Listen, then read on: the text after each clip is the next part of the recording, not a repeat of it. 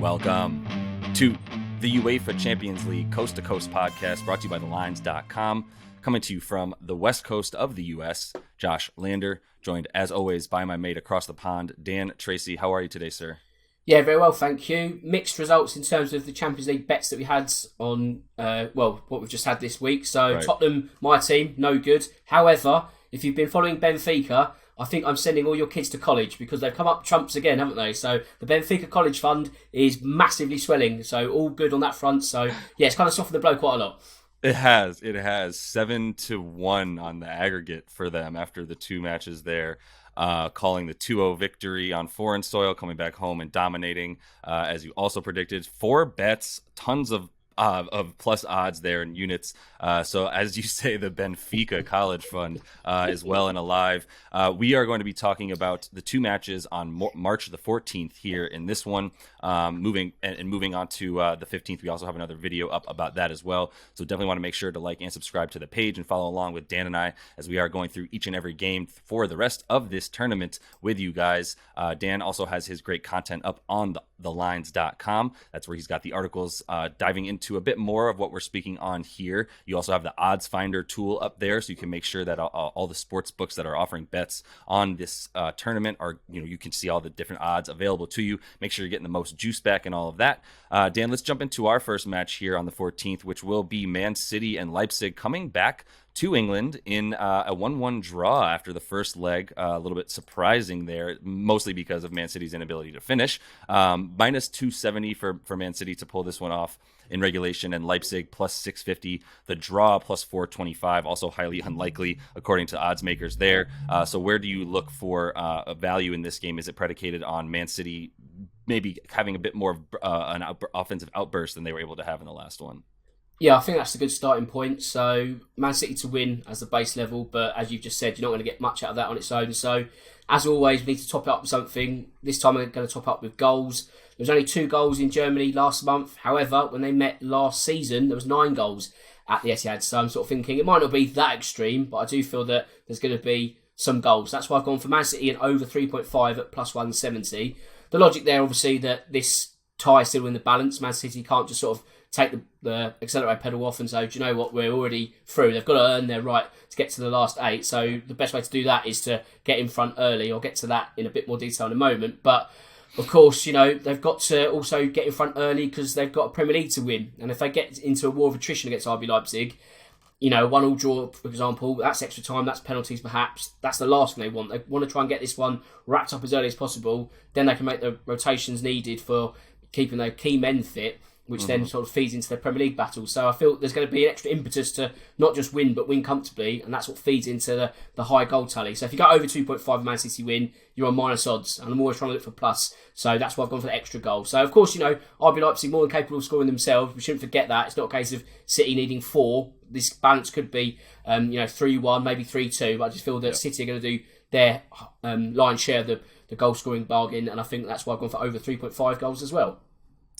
Yep, and as you said, the ideal scenario for Man City is the ability to come out, get a few early goals, get some of their more key players able to get off the pitch early, because even a 2-goal lead for them won't feel fully safe. I imagine they want to have that up to 3 to feel comfortable, and for them to win and potentially have Leipzig chip in with a goal of their own, as they're no weaklings on the offensive side either. That I think the 4 goals is a good look there. The early goals is, I believe, the basis of your next bet here in this game.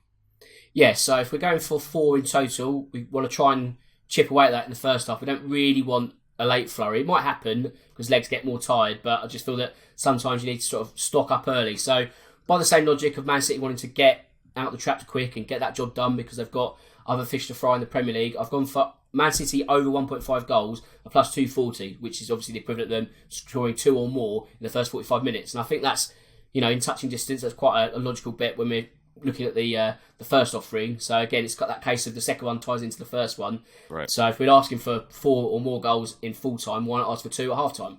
Absolutely, yeah. And specifically for Man City to be scoring them so that you get the extra juice there on the plus 240. I think that makes sense. Everything's setting up for them to be able to sort of finish the way that they were unable to do so in that first match. I believe they had 63% of the possession there, and with a few percentage of neutral as well. But with that in mind, 12 shots as well, that only 3 of them on goal. This seems to be an opportunity for them to make good on the goals that they were unable to finish in the first leg there. So let's move to the second game of the day. A pretty good one, I would imagine. Again, Porto and Inter, this time back in Porto there in Portugal after the first one was in Milan there. So, Porto to win on this one right now would be plus 175. That would be in regulation. And then for the draws, plus 235 after the 1-0 finish in the first leg, and a plus 160 spot there for Inter Milan to win this game in regulation. Slight favorites still after, it was pretty evenly matched, I would say, in the last one. It really took the red card there at the end for Porto that got the ability for Lukaku to get open on a volley there at the end of that game. That was pretty fun to watch at the end anyway. But maybe not quite this even. They're probably a similar level of pace in this game. Where do you start looking for value here? Well, I mean, usually, as we've seen in the first example, it's usually the favourite with something else to top it up to plus odds.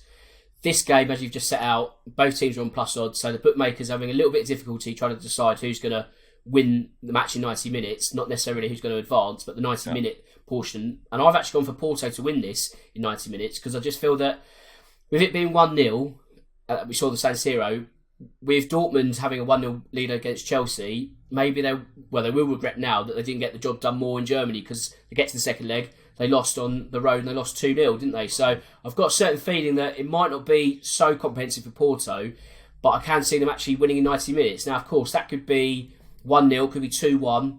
That takes the game to extra time, and then who knows? I'm not going to be bold enough to say it's Porto to qualify, but I just like the fact that maybe Inter have missed a chance to really put the tie to bed. And I just feel that with the home roar of the Porto crowd, which is no dissimilar to the San Siro at its top volume, I just feel that actually Porto might grow into this game. And I've gone for that. So I'm not going to go for them to win. So just be careful when you're picking your market. This isn't to qualify. This is just in 90 minutes. So sometimes you can get caught out by that. So this is Porto to win in regulation time, plus 175. Yeah, I like it a lot. And part of the reason I like it is even just to advance is plus 275. Not that big of a jump in picking that. Right now, you would need Porto to either win by 2 goals in regulation, or you need them to win in extra time in some fashion. But just the plus 175 to be up a goal when that clock is 90 minutes plus stoppage, right at the end there of the second half. I think that I feel pretty good about that. That home crowd is no joke for Porto, and it should be taken seriously as that they're very successful at home, especially this season. So, second bet here. I know we're talking about a slower pace and continuing from the first leg to not necessarily have too many goals being poured in this one. What's the second place that you're looking for value here? Yes, I feel this is going to be quite a cagey affair, and similar to what we saw in the San Siro, really. So I've actually gone for a half-time goalless draw at plus 200, because Inter find themselves in a position where they know a draw would be enough for them to go through, but they can't go to Porto and play for the draw, because that's when it gets a bit too sort of tense and cagey, in the sense that if you're sitting back, and all I've conceded. So they can't really be too defensive, but then they can't be too attacking at the same time. So it's all about finding that balance in the first 45 minutes, try and silence the home crowd more importantly. If Inter can do that, then the second half is wide open. I feel they can do it for 45 minutes, but I still feel that Porto will get that edge in the end and win the match. But I just feel the first half is going to be a bit chess-like, and that's why I've gone for no goals, taking the inspiration from the first leg and just thinking actually it's going to be just a feeling out process, and then things will open up after the break. I dig it. I mean, that was the case in the first leg as well. And I think that there's going to be a bit of that, like you said, tentativeness, at least on the side of Inter, knowing that they have that one goal. They're going to want to be able to make sure that they don't concede anything in the first half. And then Porto, obviously, they'll be probably a bit more on the attack, even from the jump. But still, the pace of this game and these two teams has been pretty neutral and not too speedy as well. So I think there's some benefit to betting on those unders, essentially in that first half and the specific 0-0 ties. So that's all the time we have for you on these March 14th games. Definitely like and subscribe to that page. We're coming back to you for the 15th as well with a couple fun ones. We'll see if we think Liverpool has any shot to pull some magic out of their hat in that one. So continue to follow along with us. And until we see you next, happy betting.